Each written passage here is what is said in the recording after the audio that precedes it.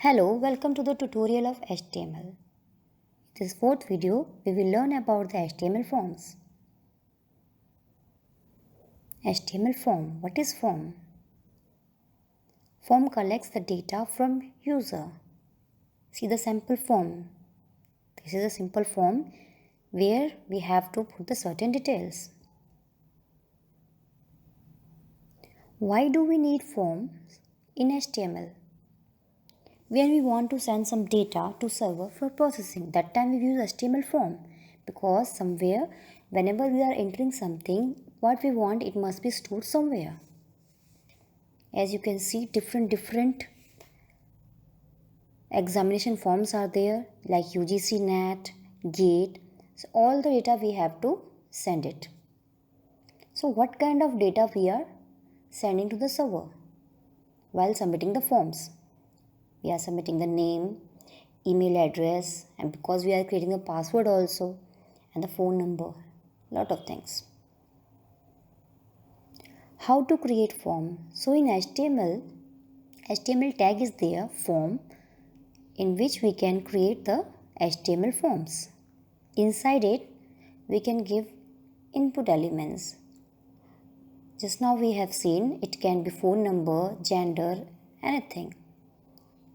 So these are the input elements: text box, label, radio, submit, checkbox, buttons. These input elements are used inside the form tag.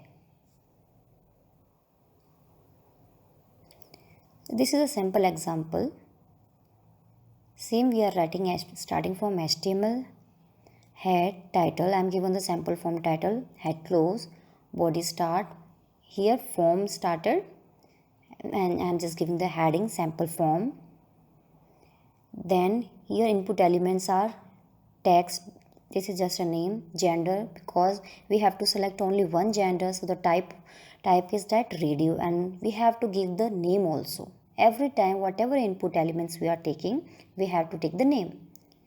In the same way, female, then qualification, because we can have different qualification, many qualification.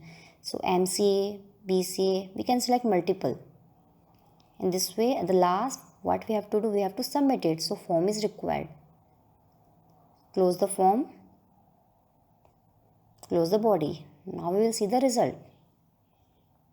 This is a sample form. It is created by this code. How the form is sent to the server? See, this is the form, and this is from the client side, written in HTML. We are submitting the form, it is saved on the server, then all the data is saved on the database. On the server side, we can write the code in PHP or ASP.NET, and then form response is that our form is submitted. So in this way, our form will be sent to the server.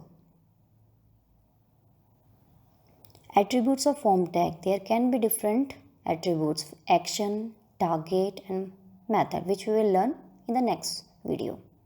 Thanks for watching. If you like the video, please like it, share it, and subscribe. Thank you.